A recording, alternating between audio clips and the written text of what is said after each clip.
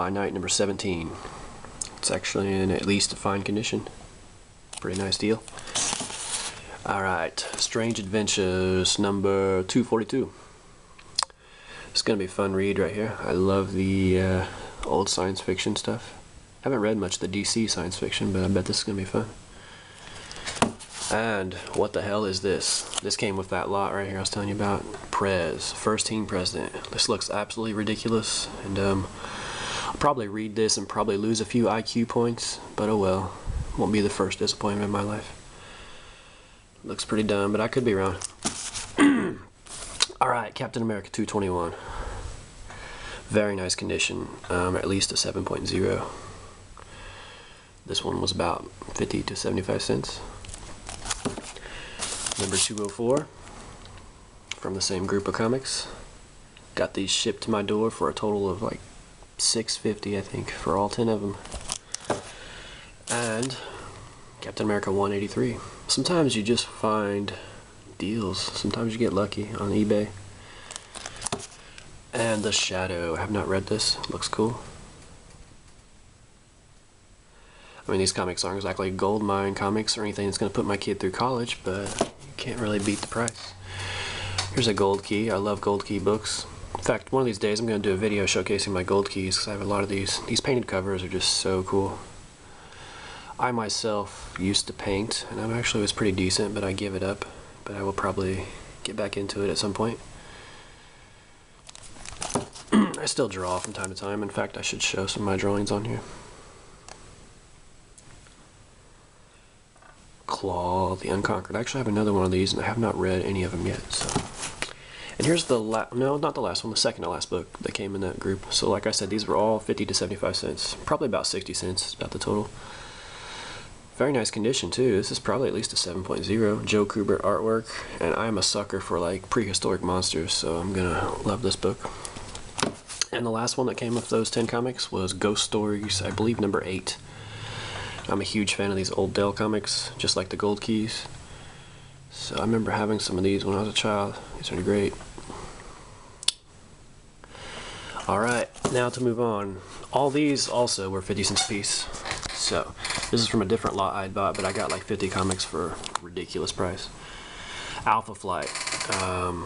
Don't know much about them. I read this issue. It was alright. It's fairly entertaining. And this video is probably going to be a two-parter because I probably won't be able to get through all these. Alpha Flight 32. What is this? Canadian Superheroes. Who needs the X-Men when you got Alpha Flight, right? I mean, shit, X-Men ain't got nothing on the Alpha Flight.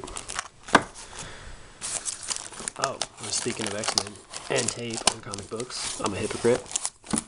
Here we go. Yeah, there's Magneto. Number 34, Wolverine. Really? In a Canadian book? No way, not Wolverine. He would never be in a book about Canadian superheroes. There's no way.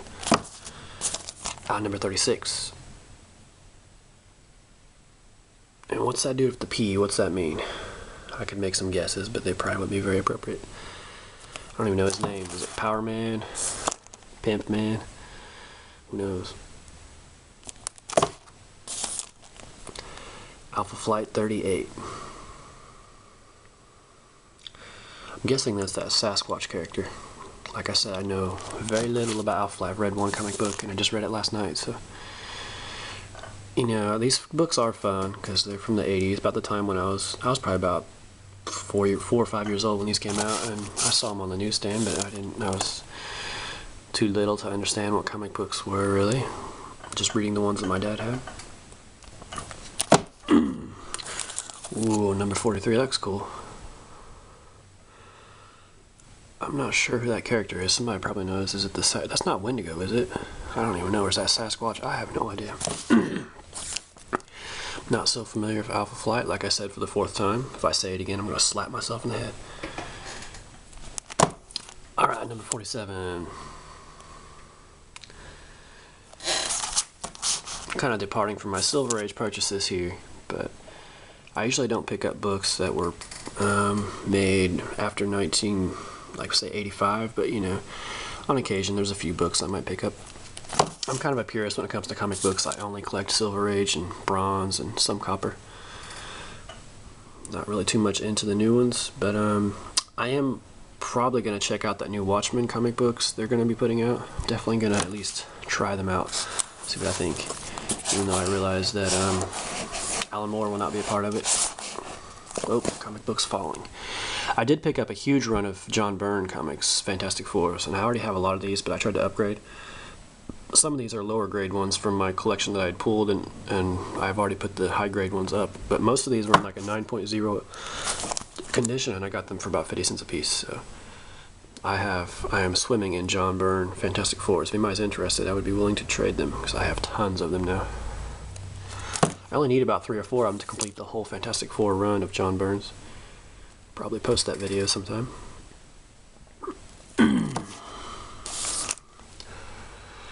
I can't say enough of this though, but I do love the artwork and this storyline that John Byrne brought to the Fantastic Four. It's not quite as good as his X-Men, but he definitely brought the Fantastic Four to similar heights of glory as when Stan Lee and Jack Kirby were writing them. Just made them fun again. And number 282, Comic Books Falling. It's kind of a cool cover. Inwards to Infinity. Alright, number 284. This is not the one I picked up. This is actually my old copy. As you can tell, it's pretty effed up. It's got stains on it. The other one I've already filed away. 285.